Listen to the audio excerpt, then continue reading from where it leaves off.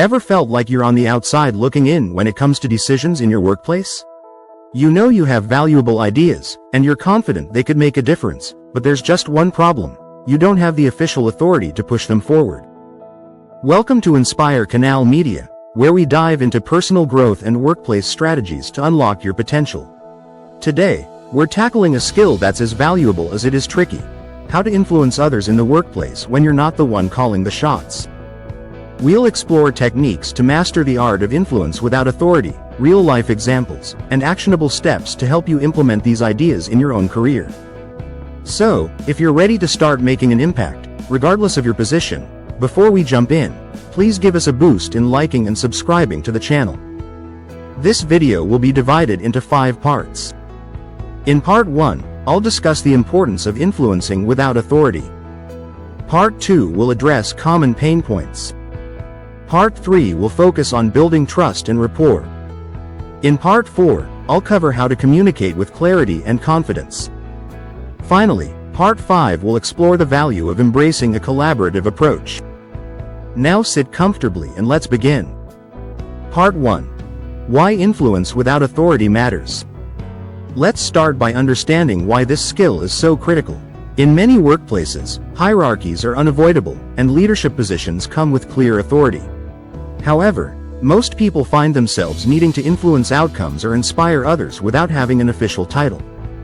For example, say you're a project team member with a brilliant idea on how to streamline the process, but the final decision lies with your team leader.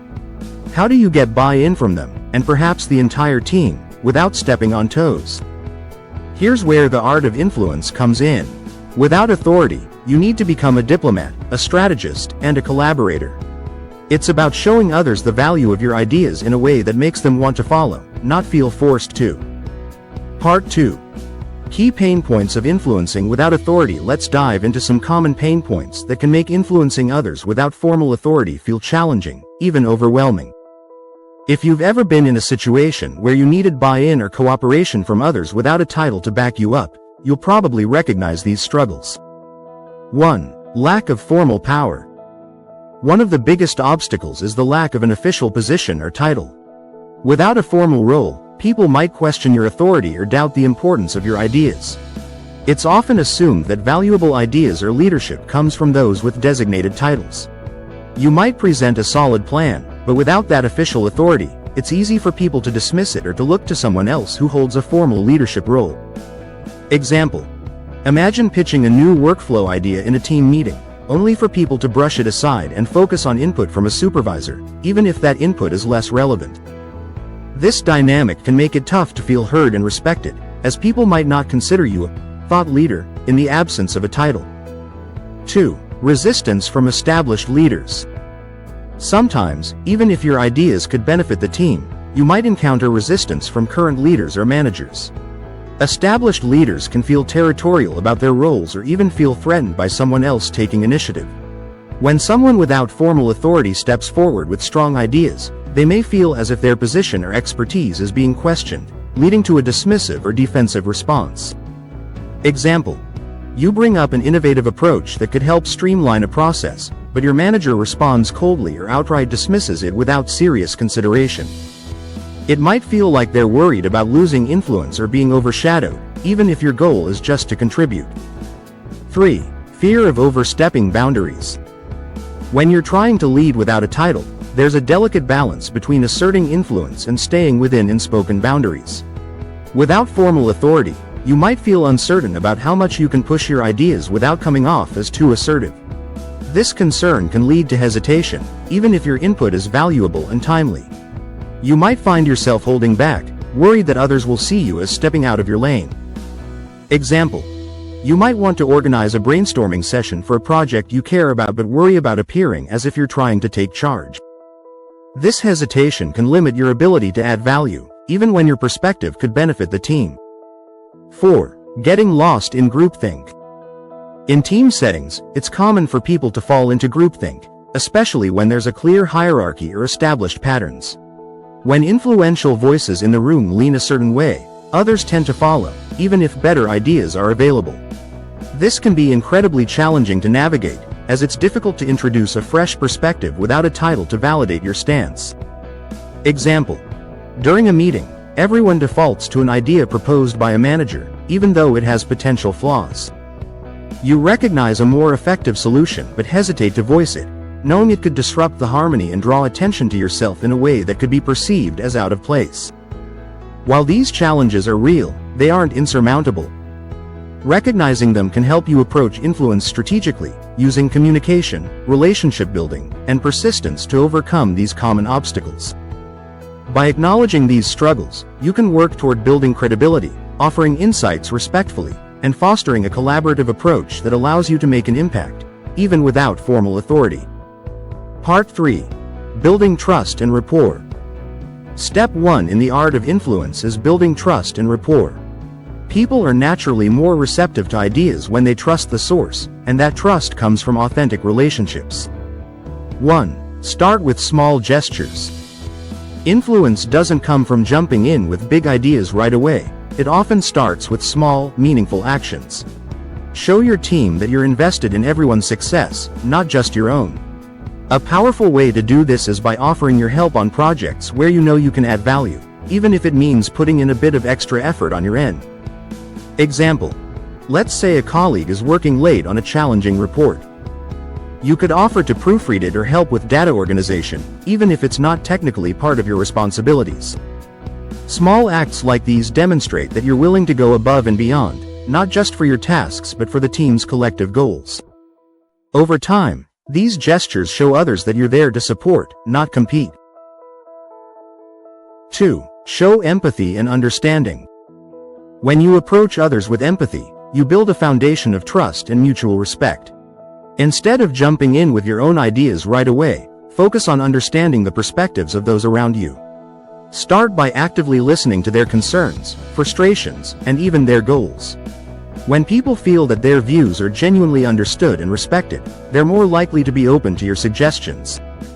Example: imagine you're in a meeting and a colleague is clearly stressed about a tight deadline.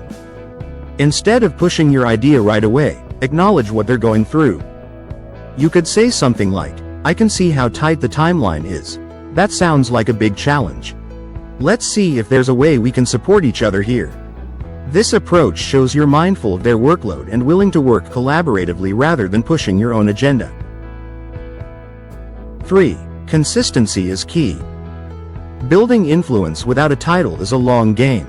Trust is something that's earned over time, and people need to see that you're consistent in your work ethic, communication style, and dependability.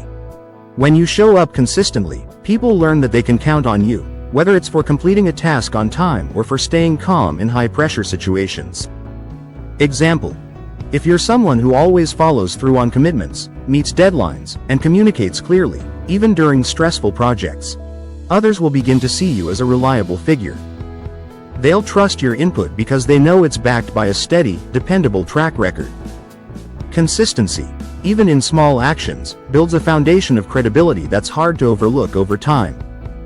These steps aren't just isolated actions. Together, they create a foundation of trust, respect, and reliability. When you start small, led with empathy, and consistently show up, you're subtly building influence that doesn't rely on a title. It relies on genuine, earned respect.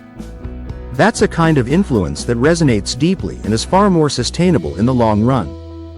Part 4. Communicate with clarity and confidence.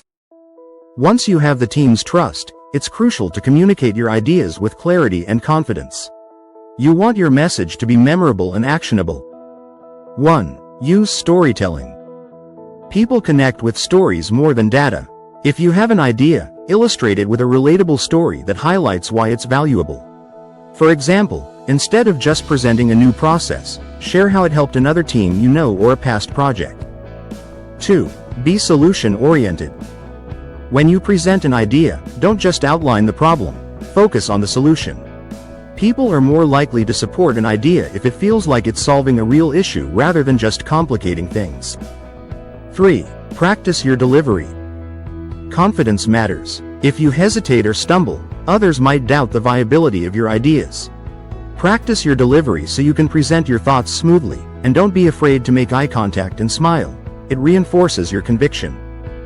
Part 5. Embrace a collaborative approach.